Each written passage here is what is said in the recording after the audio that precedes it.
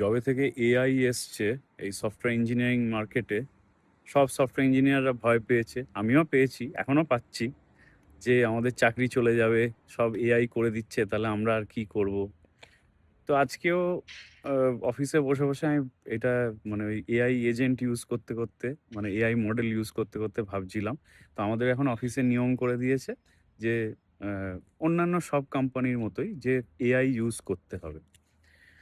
তো যাই হোক, করতে, করতে আমি ভাবছিলাম এটা আমার অ্যানালজি। আমি অনেক বছর সফটওয়্যার ইঞ্জিনিয়ার হিসেবে কাজ করেছি এবং এই ট্রানজিশনটাও দেখছি। তো আমার মনে হয় এটা হয়তো অনেকের পছন্দ হবে না। আমি ভাবছিলাম যে জিনিসটা অনেকটা হচ্ছে যে আমার মনে হয় যে চাকরি যাবে না এবং আমাদের যে সিটিও সে রিসেন্টলি এই একই কথা বলছিল যে চাকরি যাবে না। তার কারণ হচ্ছে অনেকটা ধরো এটা ওই আমাদের বাড়িতে মানে আমার বাড়িতে একটা রোবট ক্লিনার আছে। আমি ভাবছিলাম যে অনেকটা ঐরকম জিনিসটা। কেন? তার কারণ হচ্ছে রোবট ক্লিনারটা সব কাজই করে দিচ্ছে। যেটা ধরো আমি আগে ঘর মোছা বা ঘর পরিষ্কার করা যেটা করতাম মেজে, সেটা ও করছে কিন্তু। তো আমাকে কিছু করতে হচ্ছে না।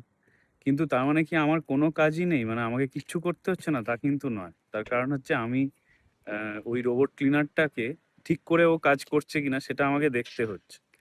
এবং আমি যেহেতু ওই কাজটায় আমি এক্সপেরিয়েন্সড, আমি কিন্তু জানি যে ওই ক্লিনারটা কোথায়, কোথায় গিয়ে ধাক্কা খেতে পারে বা কোনো যদি জিনিস পড়ে থাকে সেটা আমাকে তুলে দিতে হবে, নয়তো ওটা আটকে যাবে।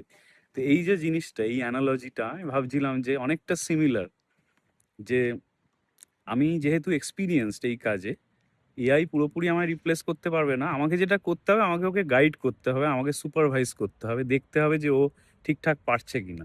এবং আ ওই যে যেটা বললাম যে সুপারভিশন ছাড়া ওকে যদি আমি এমনি ছেড়ে দিই, একদিন বাড়িতে আমি ওকে চালিয়ে দিয়ে চলে এলাম। হয়তো দেখবো এরকম অনেক কিছুই জায়গা পরিষ্কার হয়নি এবং অনেক জিনিসপত্র হয়তো ধাক্কা মেরে ফেলে দিয়েছে।